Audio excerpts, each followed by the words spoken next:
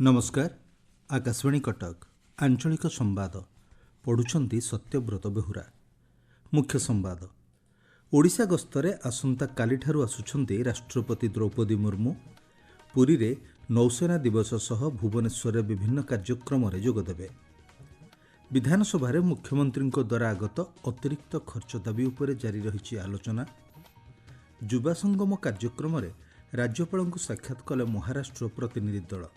युवगोष्ठी दक्षता विकास उपरे राज्यपाल गुरुत्वारोप एवं पुरी श्रीमंदिर रे देव दीपावलीर अंतिम दिवस रे श्रीजीव स्वतंत्र नीतिकांति। राष्ट्रपति द्रौपदी मुर्मू आसंता कालिठारु ओडिशा गस्तरे आसुछंती। राष्ट्रपति आसंता काली संध्यारे भुवनेश्वर रे पहुंचिबे बोली जणा पड़िछि। से भुवनेश्वर चंद्रशेखरपुर रे पंडित रघुनाथ मुर्मू प्रतिमूर्तिर उद्घाटनी उत्सव रे जोग देबे। आसंता बुधवार 4 तारिख दिन राष्ट्रपति पुरी गस्तरे जाई भारतीय नौसेना दिवस पालन उत्सव रे मुख्य अतिथि भावे जोग देबे। एहा सह पूर्वाह्न श्री गोपबंधु आयुर्वेद महाविद्यालयर 75तम वार्षिक उत्सव रे जोग देबे। पुरी गस्त अवसर रे राष्ट्रपति श्रीमंदिर रे श्रीजीव को दर्शन करिवे। 5 तारिख गुरुवार दिन राष्ट्रपति भुवनेश्वर रे ओडिशा कृषि और वैषयिक विश्वविद्यालयर 40तम समावर्तन उत्सव रे अभिभाषण प्रदान करिवे। संध्यारे भुवनेश्वर रे नूतन जुडिशियल कोर्ट कम्प्लेक्स रो उद्घाटन करिवे।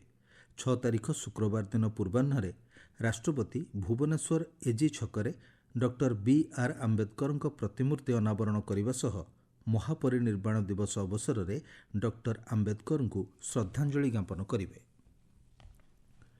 विधानसभा आज शून्यकाल शेष होगा पर 2024-25 आर्थिक वर्षर गृह एवं साधारण प्रशासन और साधारण अभियोग विभागर प्रथम अतिरिक्त खर्च दाबी उपरे आलोचना जारी रही। आलोचना शेष होगा पर मुख्यमंत्री मोहन चरण माझी गृह रे निजर उत्तर रखिबे। यापर चलित आर्थिक वर्ष पई उभय विभागर अतिरिक्त खर्च दाबी गृहीत हेबो बोली जणा पड़िछि। खर्च दाबी आलोचना समय आईन श्रृंखला परिस्थिति नहीं आलोचना होईछि। विरोधी दल विधायक साइबर अपराध नियंत्रण, पुलिस आधुनिकीकरण एवं खाली पड़िथिबा पदवी उपरे गुरुत्वारोप करिसेंति। शासक दलर विधायक माने राज्य रे एक उत्तरदायी सरकार चलिछि। आईन व्यवस्था उपरे राज्यवासी विश्वास फेराई आनिबाकू सरकार प्रतिश्रुतिबद्ध बोली कहिसेंति।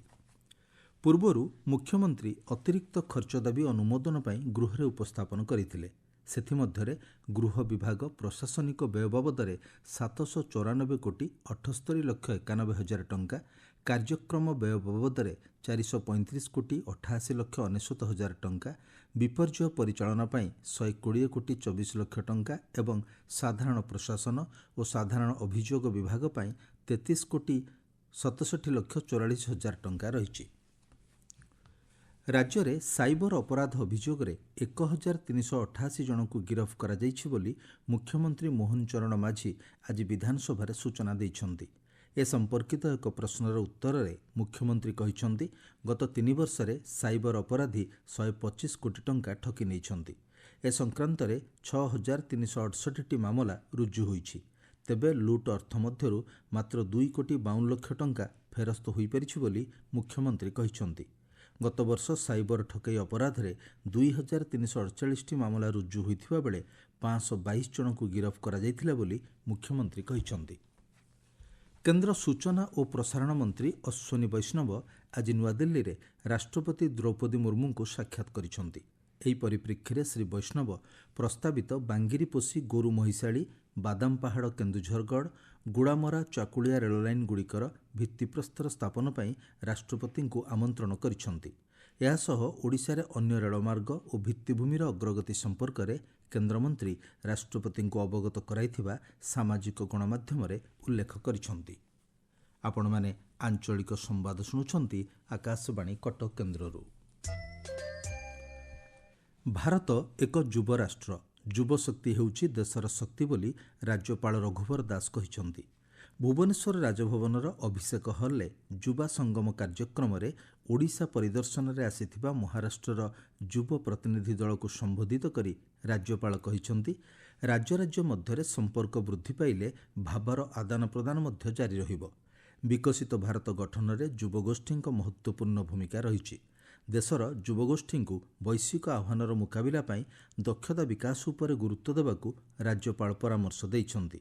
ଯୁବା ସଙ୍ଗମ କାର୍ଯ୍ୟକ୍ରମ ଯୁବଗୋଷ୍ଠୀଙ୍କ ମଧ୍ୟରେ ନୂତନ ଉତ୍ସାହ ଓ ଆଗ୍ରହ ସୃଷ୍ଟି କରିପାରିଛି ବୋଲି ରାଜ୍ୟପାଳ କହିଛନ୍ତି।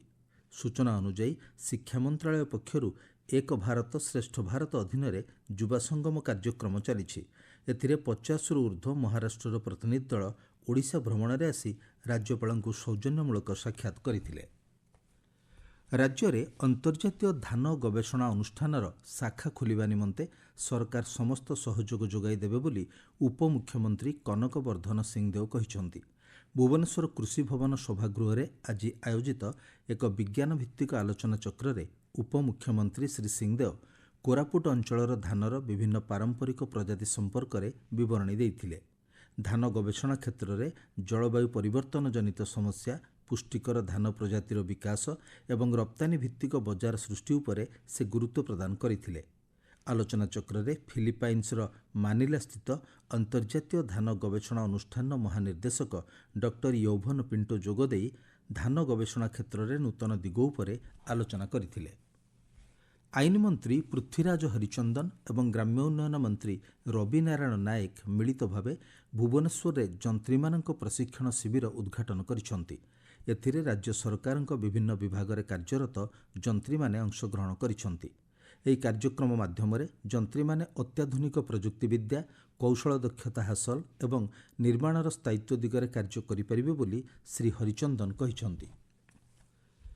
ପୁରୀ ବେଳାଭୂମିରେ ପ୍ରଥମ ଥର ପାଇଁ ଆସନ୍ତା 4 ତାରିଖ ବୁଧବାର ଦିନ ଭାରତୀୟ ନୌସେନା ଦିବସ ପାଳନ କରାଯିବ। ଏଥିପାଇଁ ପୁରୀ ବ୍ଲୁ ଫ୍ଲାଗ ବେଳାଭୂମିରେ ନୌସେନାର ଫୁଲ୍ ଡ୍ରେସ୍ ରିହର୍ସାଲ ଚାଲିଛି। ନୌସେନା ଦିବସ ପାଳନ ପାଇଁ ସମୁଦ୍ର ଭିତରେ 15ରୁ ଅଧିକ ଯୁଦ୍ଧ ଜାହାଜ, 40ରୁ ଅଧିକ ଯୁଦ୍ଧ ବିମାନ ସମରାଭ୍ୟାସ କରୁଛନ୍ତି। ଆଇଏନ୍ଏସ୍ ଜଳସ୍ୱ, ଦିଲ୍ଲୀ, ମହୀଶୂର, ମୁମ୍ବାଇ, ରଣବୀର, ଶକ୍ତି, ସାହ୍ୟାଦ୍ରୀ ଆଦି ଜାହାଜ ଏଥିରେ ସାମିଲ ଅଛନ୍ତି। ନୌସେନା ପକ୍ଷରୁ 20 ପ୍ରକାରର ଯୁଦ୍ଧ କୌଶଳ ପ୍ରଦର୍ଶନ କରାଯିବ। ଏଥିସହ ସ୍ୱତନ୍ତ୍ର ମାର୍କୋସ୍ କମାଣ୍ଡୋ ବେଳାଭୂମିରେ ଅପରେସନ୍ କରିବେ। ନୌସେନାର ସମରାଭ୍ୟାସକୁ ଦେଖିବା ପାଇଁ ଲକ୍ଷାଧିକ ଲୋକଙ୍କ ସମାଗମ ହେବାର ସମ୍ଭାବନା ରହିଛି। ସୁରକ୍ଷା ଦୃଷ୍ଟିରୁ ପୁରୀ ବଡ଼ଦାଣ୍ଡ ସମେତ ସହରର ଅନ୍ୟ କେତେକ ସ୍ଥାନରେ ଗୁରୁବାର ପର୍ଯ୍ୟନ୍ତ କଟକଣା ଲାଗୁ କରାଯାଇଛି। ପୁରୀ ଶ୍ରୀମନ୍ଦିରରେ ଗତ ଶନିବାରଠାରୁ ଆରମ୍ଭ ହୋଇଥିବା ଦେବ ଦୀପାବଳି ଉତ୍ସବ ଆଜି ଶେଷ ହେବ। ଶନିବାର ଦିନ ବିଧି ଅନୁଯାୟୀ ସତ୍ୟଯୁଗର ନିଜ ପିତୃପୁରୁଷ ଅଦିତି ଓ କଶ୍ୟପଙ୍କ ଉଦ୍ଦେଶ୍ୟରେ ଶ୍ରୀଜୀଉମାନେ ଦୀପଦାନ କରିଥିବା ବେଳେ ଗତକାଲି ମାର୍ଗଶିର ଅମାବାସ୍ୟା ତିଥିରେ ତ୍ରେତୟା ଯୁଗର ରାମ ଅବତାର ସମୟରେ ନିଜ ପିତାମାତା ଦଶରଥ ଓ କୌଶଲ୍ୟାଙ୍କ ଉଦ୍ଦେଶ୍ୟରେ ଦୀପଦାନ କରିଛନ୍ତି। ଆଜି ଶ୍ରୀଜୀଉମାନେ ଶ୍ରାଦ୍ଧ ବେଶରେ ସଜ୍ଜିତ ହୋଇ ପରମ୍ପରା ଅନୁଯାୟୀ ସନ୍ଧ୍ୟା ଧୂପ ନୀତି ପରେ ଶ୍ରାଦ୍ଧ ପ୍ରଦାନ କରିବେ। ଏନେଇ ଶ୍ରୀମନ୍ଦିରରେ ଶ୍ରଦ୍ଧାଳୁଙ୍କ ପ୍ରବଳ ଭିଡ଼ ହୋଇଛି।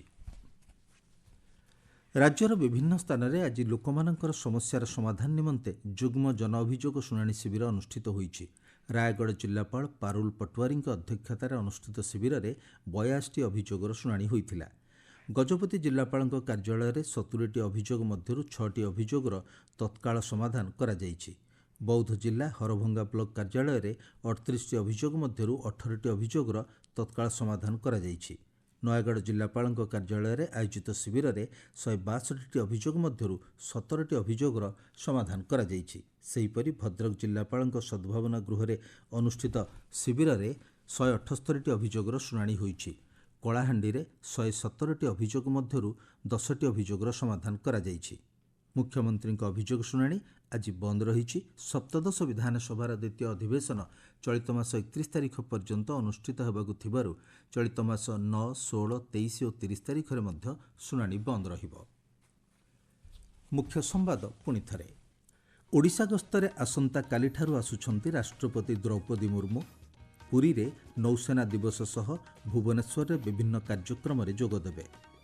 ବିଧାନସଭାରେ ମୁଖ୍ୟମନ୍ତ୍ରୀଙ୍କ ଦ୍ୱାରା ଆଗତ ଅତିରିକ୍ତ ଖର୍ଚ୍ଚ ଦାବି ଉପରେ ଜାରି ରହିଛି ଆଲୋଚନା। ଯୁବା ସଙ୍ଗମ କାର୍ଯ୍ୟକ୍ରମରେ ରାଜ୍ୟପାଳଙ୍କୁ ସାକ୍ଷାତ କଲେ ମହାରାଷ୍ଟ୍ର ପ୍ରତିନିଧି ଦଳ। ଯୁବଗୋଷ୍ଠୀଙ୍କ ଦକ୍ଷତା ବିକାଶ ଉପରେ ରାଜ୍ୟପାଳଙ୍କ ଗୁରୁତ୍ୱାରୋପ ଏବଂ ପୁରୀ ଶ୍ରୀମନ୍ଦିରରେ ଦେବ ଦୀପାବଳିର ଅନ୍ତିମ ଦିବସରେ ଶ୍ରୀଜୀଉଙ୍କ ସ୍ୱତନ୍ତ୍ର ନୀତିକାନ୍ତି। ଆଞ୍ଚଳିକ ସମ୍ବାଦ ଆଜି ପାଇଁ ଏତିକିରେ ଶେଷ ହେଲା।